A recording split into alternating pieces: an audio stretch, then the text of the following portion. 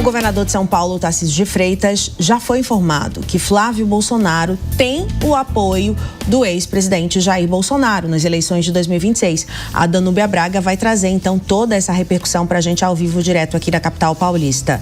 Danúbia, mas ele ainda não fez nenhum pronunciamento oficial, né, Tarcísio de Freitas? Exatamente, ainda sem nenhum pronunciamento, Márcio. O que a gente tem a respeito, então, é que justamente ali líderes do Centrão fazem algumas avaliações, repercussões a respeito desse anúncio.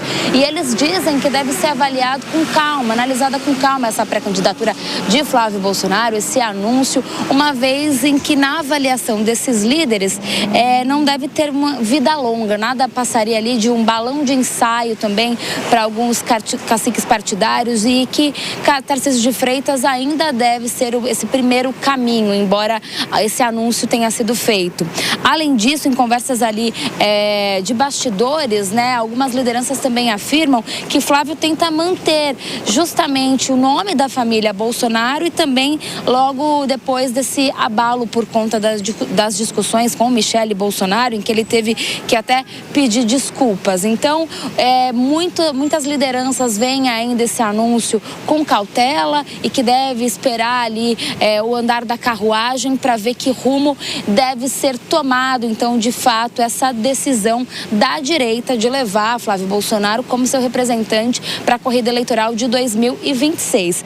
Uma apuração feita pela nossa colunista política colega Beatriz Manfredini e também Matheus Aleone diz que ali integrantes do governo Lula celebraram a indicação do senador Flávio Bolsonaro, então, para ser candidato da direita à corrida do Planalto em 2026, uma vez em que, na visão deles, na avaliação, então, esse nome, o filho do ex-presidente, é um adversário mais fácil ali, entre aspas, do que o governador Tarcísio de Freitas, que para o entorno de Lula, então, um membro da família Bolsonaro, como aconteceu já em 2022, com a polarização e a esquerda acabou vitoriosa, para ele seria um cenário, então, considerado mais fácil para 2026. E a avaliação é de que Flávio Bolsonaro teria mais dificuldades para conquistar o voto dos indecisos. Então, na avaliação do governo Lula e dos seus aliados, que foi uma boa indicação, porque ficaria mais fácil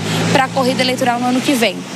Já Centrão e direita vêm ainda com cautela e pedem mais calma nessa indicação, nessa pré-candidatura. Volto com vocês no estúdio.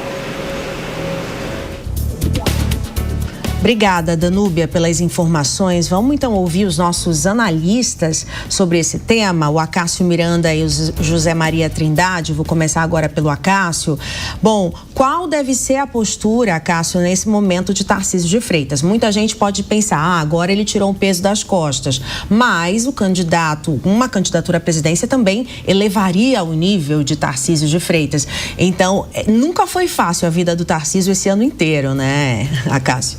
Exato, ele tem duas perspectivas muito nítidas: concorrer ao governo do estado de São Paulo, a reeleição, e os institutos de pesquisa nos últimos dias mostraram que esse é um caminho bem pavimentado. Dificilmente ele terá um adversário que faça sombra nessa sua pretensão, ou disputar a presidência da República no lugar de Jair Bolsonaro. Mas Tarcísio sempre teve essa leitura.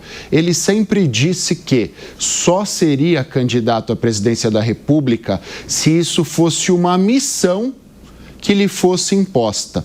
Quando ele diz que essa deveria ser uma missão para que ele aceitasse, ele leva em consideração, primeiro, que o ex-presidente Jair Bolsonaro deveria abençoá-lo como candidato da sua raia política. Em segundo lugar, que o mercado e os partidos de centro deveriam também embarcar desde o começo nesse projeto para que ele não vivesse uma aventura em detrimento a algo consolidado. E o silêncio do governador Tarcísio de Freitas é exatamente o indicativo que essa dúvida ainda paira. Não tivesse ele e o seu grupo político qualquer dúvida, ele já teria declarado expressamente a concordância com o que determinou o ex-presidente e com a candidatura do seu filho Flávio.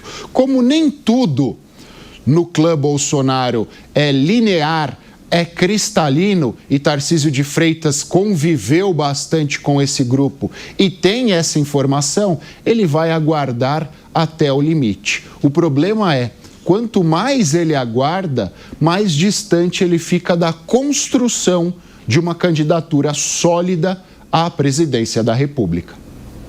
Ô Zé Maria, e o Tarcísio, ele chegou a criticar, por exemplo, o ministro Alexandre de Moraes naquele 7 de setembro, depois disse que já estava tudo bem, que havia ali uma conversa mais amistosa com integrantes do próprio Supremo e que isso eram águas passadas. Por outro lado, mesmo afirmando eu sou candidato à reeleição, ele volta e meia toca e tocava também assuntos em nível nacional. Por outro lado, também sofreu críticas do Eduardo, lá nos Estados Unidos, direcionadas ao Tarcísio. Qual é o sentimento que ele pode ter agora em relação a essa candidatura do Flávio, à medida em que, como o Acácio destacou, ele estava esperando ali uma bênção, um ok de Jair Bolsonaro, mas também havia dúvidas no núcleo bolsonarista, especialmente do lado do Eduardo, né? Pois é, bola nas costas, né? O grupo está dividido, e aí eu já não falo nem de política, não, já estou falando de eleitores. Eu tenho contato com algumas pessoas, que é o DataZé, que eu chamo, que é o tipo de consulta que eu faço com eleitores, algumas pessoas que me mandam mensagem, e são pessoas de direita e que votaram no Bolsonaro e que estão agora divididos. Eu recebi respostas assim, os filhos acabaram tirando o Bolsonaro da presidência da República e ele seria reeleito não fosse exatamente essa repartição de poderes entre filhos. O Tarcísio, ele é a novidade da política. Fez uma transição perfeita entre técnico para ministro e depois para a política. E, evidentemente, teve um tempo de oficial das Forças Armadas, do Exército Brasileiro, né?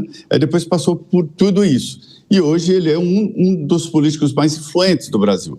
Não é novidade, porque sempre o governador de São Paulo é candidato à presidência da República ou citado como candidato à presidência da República. É o maior estado, a locomotiva do Brasil. Então, o Tarcísio teria, sim, muito mais facilidade para enfrentar o presidente Lula, que é um peso pesado da política, está com a caneta nas mãos, é o presidente da República, né? Então, o Tarcísio seria esse nome, e o nome escolhido ali pelo centro e pela direita.